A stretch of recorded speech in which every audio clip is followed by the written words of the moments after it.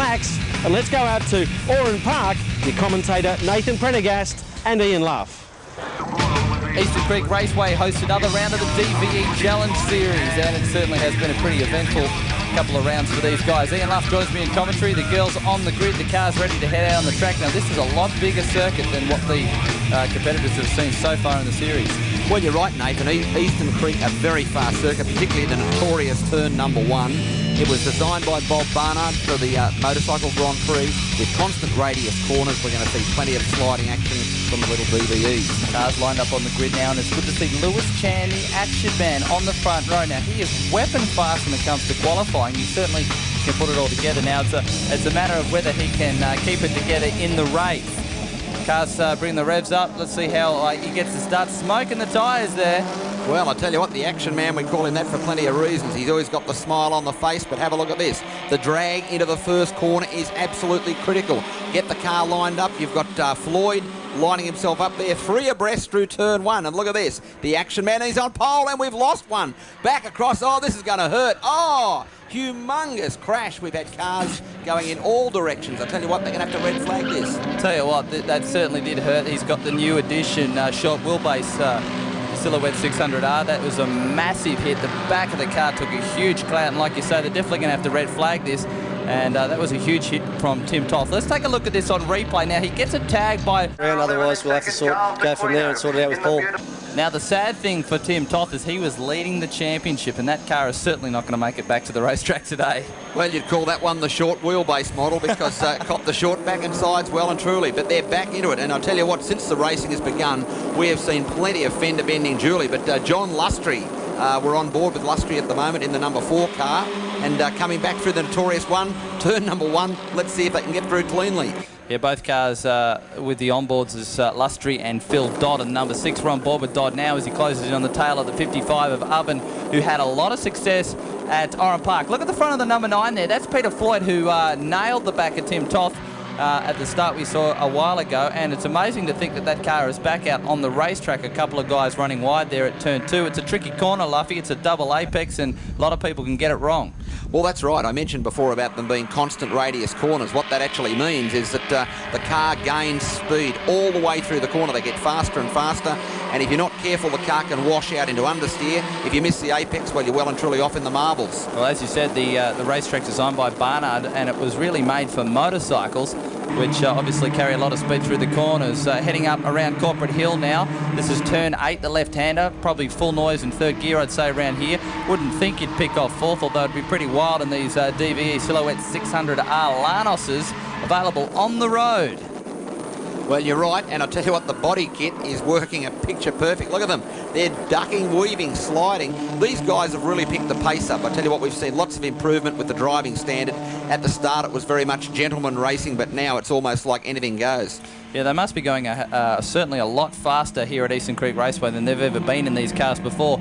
Dean Oven further back in the field than what he'd like at the moment, coming up on the tail of Buttrose, Richard Buttrose, who did very well the first time he stepped into the car. There's Phil Dodd carrying the onboard camera, pushes it out through to turn 12 at the moment, and the number 5 machine dropping a wheel in the dirt there. That's Joe Vodopik, so he's not having the best meeting.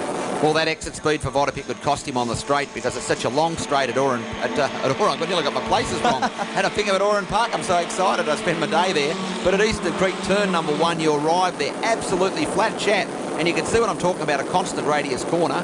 The vehicle just literally understeered straight off the roadway, but we're back on deck and hard on the brakes. Yeah, Lustry just lost 2 places that time, dropped the wheels in the dirt, and that's a real wide run there for the number 2 car of Shane Walke, who's probably having his best showing in the DVE Challenge Series so far.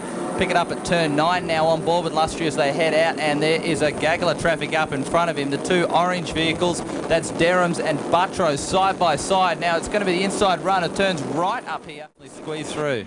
Well, they're putting the squeeze on well and truly. Lucky they're both red cars because I suppose if they're going to exchange paintwork, both being red, you're not going to tell who's touching who. But it looked to me that the Dodd got the squeeze out of there, and as well as Buttrose. But I tell you what, Buttrose is a man with the race face on, the way he's thrown the car through the corner. But have a look at the different lines. I mean, some of them are turning early, some are turning late, but it looks like the big swarm of the DVE Challenge. Well, this is the first time they've been to Eastern Creek Raceway, as I said, and it's probably the first time a lot of these cars have had a lot of these drivers have had a lot of miles behind the wheel of a race car, so they're probably all still trying to work out what is the right line around this place. And there certainly is a variety at turn 11 and 12, a tough corner. Down under brakes now. There's Buttrose. He's sitting back in what I think is around 4th place at the moment. Lustry on his tail. Looks like he went a little hot there though. Well, it looks to me like Lustry's running a very soft right front tyre because the vehicle just doesn't want to turn in, so maybe he's got a few tyre pressure problems. But Jolliffe, 53, I mean, he's done a little bit of excavation. The P plate on the back saying not P for pass, but P for provisional. He's out there enjoying himself, as all the drivers are. P for pasture. He's out on the grass. Well, you can get out to pasture here at Eastern Creek, but I tell you what, where they come through here, up around what's commonly called Corporate Hill, under the Goodyear Bridge, this is really flat stick. They come through here, as we said, 3rd gear, pitch it in, and these cars actually start to get the death wobbles up through here. You can actually see them working away, bouncing. There's Dodd, understeering like crazy towards the outside part of the circuit, but back on channel. Look at this, the action man, Lewis Action Chan. No relation to Jackie Chan, the karate exponent. I think they're all worried about him because they think he's sort of a little bit sort of loose in the cockpit, but he's got the scores on the board, and that's what it all comes back to. Here comes Derham's, a run up the inside of Walkie for 3rd place and makes the stick, locks the wheels and forces Walkie way wide. Here's a chance for Buttrose to come up the inside, and I think he'll make it work. Walkie's wide, 2 wheels in the dirt, and he's got the right line for the next corner, but will it hold down into turn number 4? There's our race leader, Lewis Chan. Let's look back through the field, and yes, looks like Buttrose has gone through, so Walkie's back 2 places. Well, there must be something about a red car, because they actually say red ones go faster, and so far these 2 red cars are absolutely braining them. But yeah, Lustry, just a quick shot of him on camera coming in. But Dean Oven, the ELN Ford sponsored DVE. I mean, that's a mouthful. And once again, Jolliffe is doing some pasture excavation here. That's his 2nd off, so obviously he's dropped the ball a little bit. You've really got to concentrate at Eastern Creek Raceway. It requires a lot of mental fitness. On board again with Lustry as he comes down to turn number 2, and he's gone in too hot on the grass, and the number 2 of Walkie will just go straight by. Well, yes, it makes all the, I suppose, grip the same for everyone, and it really comes back to driving talent. Giannis Derhams has moved into 2nd now. Dean Oven has gone back to 3rd, but Lewis Chan still leads it. Now, Lewis will be thanking his lucky stars. He had a spin while leading, and then they brought the red flag out, so he's managed to get the restart and leads it at the moment. Well, the wipers are all going. We're on the last lap at the moment. Why the wipers are going, I have got no idea. All we can assume is there's a bit of rain coming down. Yes, there's a few spots coming down already, but I'll tell you what, these cars on a wet track are going to be very exciting here, particularly as they come towards the finish line. Well, they've certainly had a bit of experience with wet track.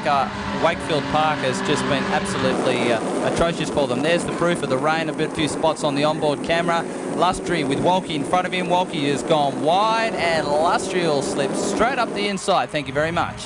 Well, love set and match, but the action man on camera as they come around for this final lap, and he is driving very sensibly. He's kept his head down and he's let the people behind get on with the racing. And I suppose that's the key, that he's actually learnt a heck of a lot about the racing, which has matured all the way throughout the series.